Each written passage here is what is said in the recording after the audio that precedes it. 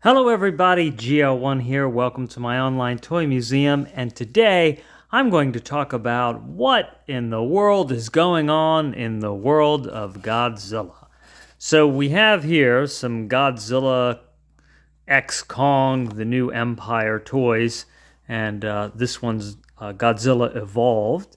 6-inch height fella has already come out of the package, and so here you go. And you can see that now he is more iguana-like. It's got an opening jaw here. He can turn his head a little bit here, not much. And his spikes have turned pinkish. And his back is pinkish, and now his tail has like some stegosaurian type of boo-boo causing spikes on it. And all his spikes on his back or lower tail are a little bit disheveled. And he stands more upright. His arms are longer. And we can compare that to Godzilla 2014, although, yeah, I guess the arms are a little bit longer. But the 2014 Godzilla, here you go. Now, these are made by NECA. So they're this is a $20 toy. Now to get one of these is like, I don't know, $60 to $100. This one I custom painted. I put blue and the sparkly silver. You can see sparkles on it, and then I painted. I think I painted the teeth, and I painted the nails yellow and everything. But you get the idea. This is what was the 2014 Godzilla. You know, he didn't have the spikes on the back of the tail. The spikes on the tail are more organized and not as tall. And so we can see, well, he's evolved. If we call that evolution. Now, he's thinner in the waist. He's got this spike on his elbow, too. Thinner in the waist, and his chest is a little bit wider.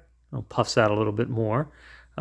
Similar face. I mean, but, you know, this is the more toy type of version. I haven't seen a Godzilla X sort of high-end version yet. I'm sure that it'll be on the way.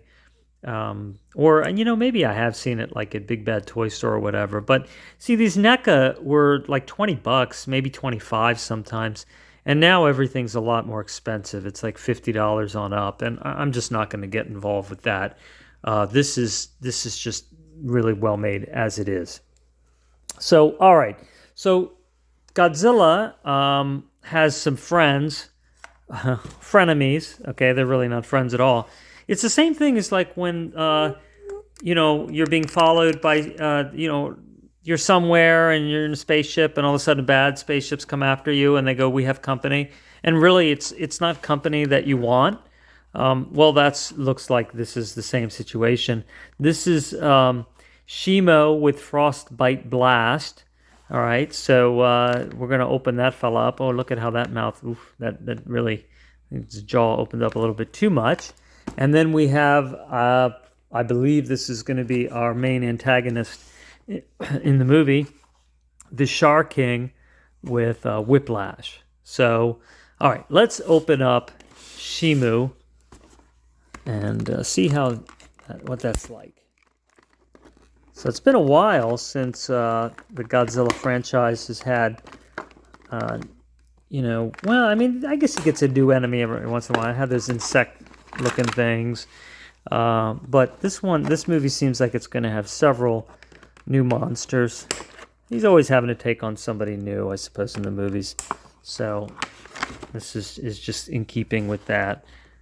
You know, Godzilla -1 and Shin Godzilla, there were no other monsters other than humans, and so the Godzilla was taking on the humans. So, all right. So it looks like we have all of the Shimu parts out, and let's see. We're going to stick that tail on here, and so you can see he's a quadruped, which means he walks on 4 legs. And we're going to stick this in, I believe. It should just snap in there. I might have to heat the plastic. Yeah, real easy. All right, there. We finally got that. Yeah, if you have a really hard time with that, then you can put the tail in boiling water and it'll snap on immediately, I'm sure, very easily. All right, so here's Shimu. It's kind of like a dragon, and this is the year of the dragon. And he can move his head all around. He's kind of cute. Look at that. His little mouth and got some little teeth. And, can move his tail all around. So that's good articulation. Look, he's even got some ankle articulation. So really, for like a $10, look at the shoulders go out and everything. For a $10 figure, not bad at all. And then we can put in his Ice Blast or Berry Blast. Now let's see, that opens up. And then, all right, so it goes in the roof of his mouth. And then we just peg that in there, we think. Yeah, that's the rounded parts up there. And then, that's supposed to go in there. And it doesn't go in very easily. But all right, so you can close his mouth on it. And there, that's his Ice Blast. All right, so, well, Godzilla has a heat ray, and this guy has an Ice Blast. So it's the age-old battle of the fire extinguisher versus fire. So, all right. And look at all those nice purpley little spikes. And a little see-through-ish, so that's pretty cool. So not a bad figure, right? All right. And here we go. We have the SharKing. And this guy it's sort of like the Jungle Book. He's the red ape. I'm king of the jungle, oh, the jungle B.I.B. I reached the top and had to stop, and that's what's bothering me. Remember that guy? So he was based on a Gigantopithecus, which is the largest ape that we've ever found, which is, if I remember correctly, about twice the size of a gorilla, but related more to an orangutan. So you might wonder if this SharKing, who looks sort of orangutangish, is related, is more going to be like an orangutan.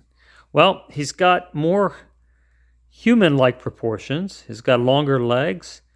And it's got that good waist articulation and good arms and shoulders. You can turn his hands. He's got knees.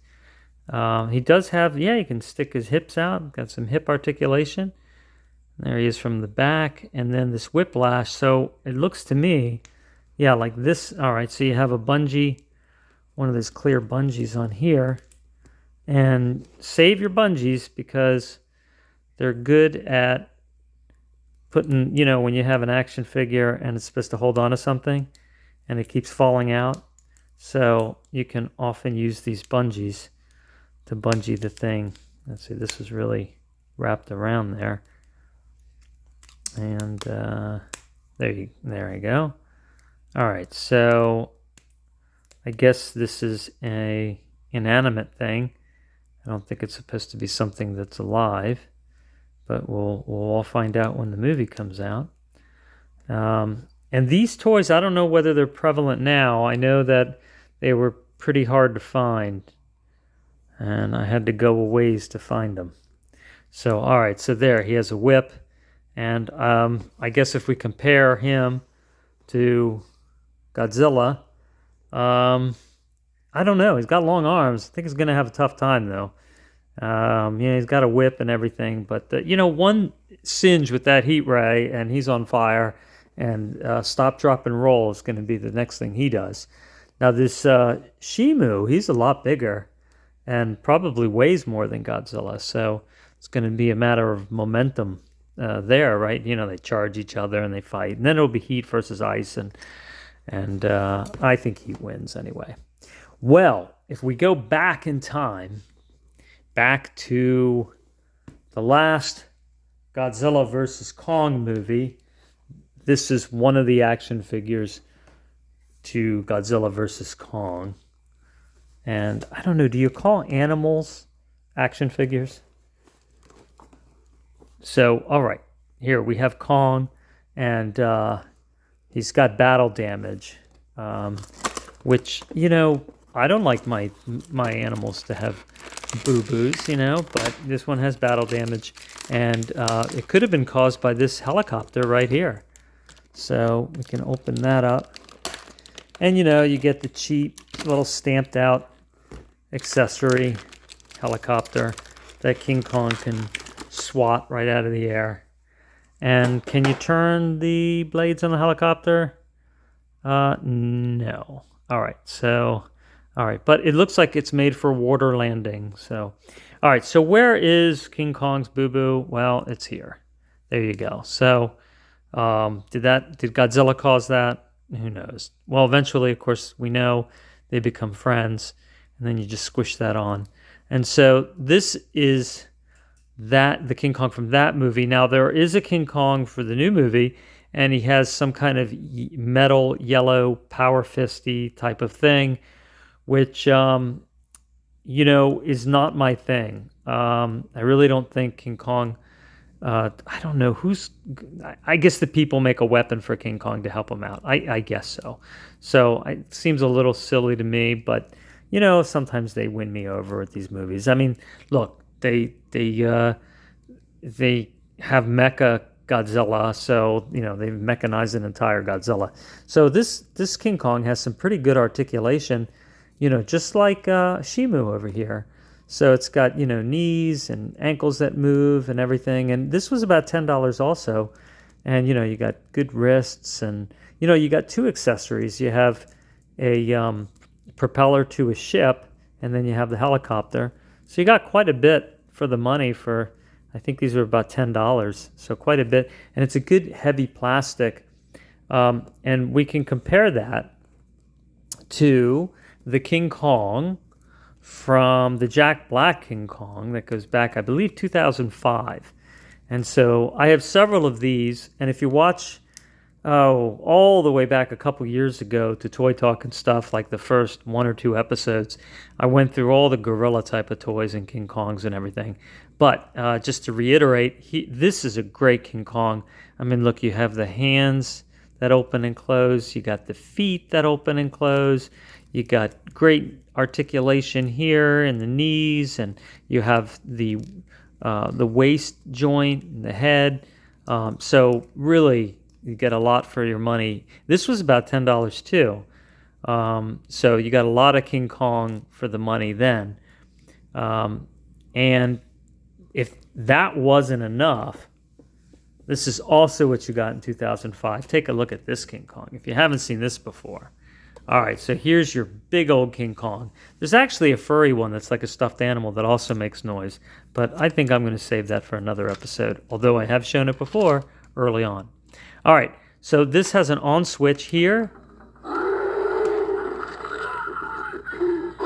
It makes some noise.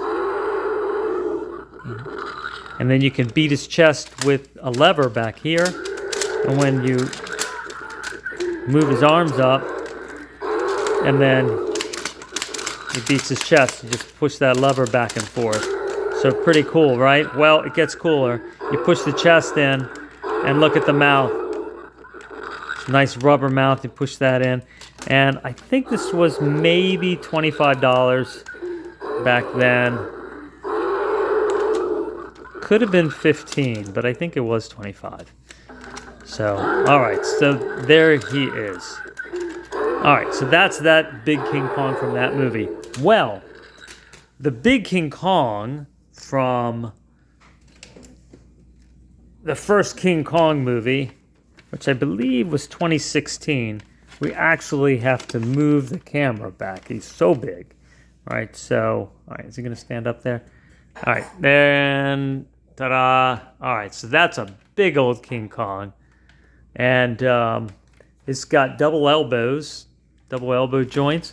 Can move his shoulder all around. He does not have any hips that move. You can move his feet to help orient them. And his head, I'm going to show you that. He is not going to stand up on this very well. Yeah, he's going to fall down. Hang on. But you can move his head around in all different directions. And this was inexpensive. This was I believe this was about $20 back then, which is incredible, right? Because you couldn't get something like a 20-inch tall King Kong for that now. And got some great detail on the back muscles. Look at those rhomboids, lats, teres major, teres minor, triceps, all there. Hamstrings. And look at that. You can see, big forearms, just like a gorilla would have for climbing, pectoral muscles. So really quite a awesome model. Well, if you see in the background here, there's the Godzilla, the radio control Godzilla, and it's not to scale. I mean, this King Kong is way too big to play with that Godzilla. But what you can play with is you can play with that Godzilla and the 2005 King Kong, because you can see that they wouldn't be badly scaled together. Take a look. So you could see them, battling it out, right? They would do all right. All right, I'm going to show you that RC Godzilla. I did do an episode on it recently, but it doesn't look like a lot of people really understood how awesome that is and appreciate it enough to watch the episode. So I'm going to show you again. So, all right. But before I do that, let me go through real quick some things that have come out. There's a silver Godzilla, and he was featured on an episode. When I got this in the mail, it was squished, and I put it in boiling water and unsquished him. Why is there a metallic silver Godzilla? I don't know, but it is now here, and it was really inexpensive, so you can get that on Temu really cheaply. And if you look, actually, it's a little bit longer than our brand new Godzilla, right, from the Godzilla X, but it's got the same big spikes. It's not the 2014 Godzilla. You can see how the spikes have really changed and grown. So it's more like the newer, evolved kind of Godzilla, but he's silver.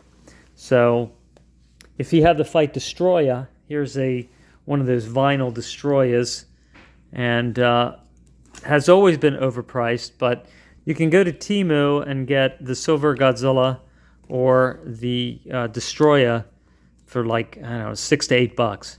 And you know what? If you just want to have Destroya around so Godzilla can kick him around again, then it's worth it, right? And I never had a good-sized Gamera, and so I got a Gamera too for about $8. And here's Gamera now. He's a little bit out of scale, I think, with Godzilla. He's humongous. It's got some articulation in the legs. And, these are the cheapy vinyl things. And sometimes you'll see this for $30, which is insane. Should not charge. It's, none of these vinyl things should be expensive. I mean, it's a hollow piece of vinyl. I mean, get with it. But if you look at this next to the Godzilla, let's say let's do it to our newest Godzilla. All right. So, Godzilla better hope that Gamera is his friend, because this turtle is going to eat that lizard for sure. So, all right. Well, let me show you once again, if you never saw it, the fire-breathing, radio-controlled Godzilla. One of the coolest toys ever made. All right. So when you first turn them on, they flash is pink because it's 2.4 gigahertz. And all the 2.4 gigahertz things will do that to let you know it is not in contact with the remote. Then you hit any button on the remote, which looks like a Godzilla foot. See that? And then hit the button on the top, and then that turns the remote on. And now it's communicating. And you know what? I waited too long. All right, I'm going to turn that. Okay, now they're in communication. So the light is solid. And watch this. And then it breathes. You see the steam coming out? That's just atomized water, which lasts a long time. Watch it again. It is so, so cool.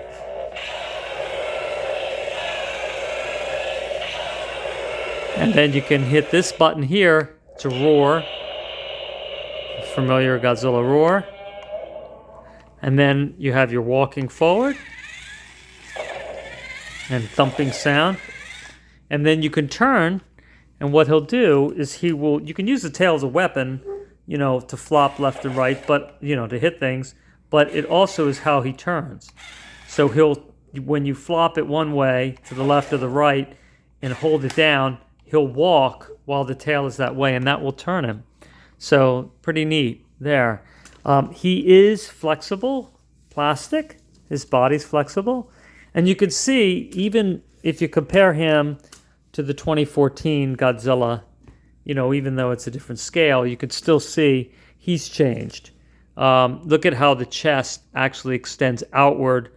So he's much more muscular, got big threatening hands, and of course he's got the elbow spikes, and he's got the spiky tail. Look at the tail. Actually, if you look at the Shin Godzilla, the tail's a little bit similar to that, and then has the real big spikes here on the back. Look at how long that spike is, and I will show you the Shin Godzilla and show you what I mean. All right, so here is Shin Godzilla, and you can see it's got the maple leaf kind of back spikes that are really big, but you see the tail's got something going on there, right? So, this tail maybe would evolve into spikes, and so maybe this is why this Godzilla has a spiky tail.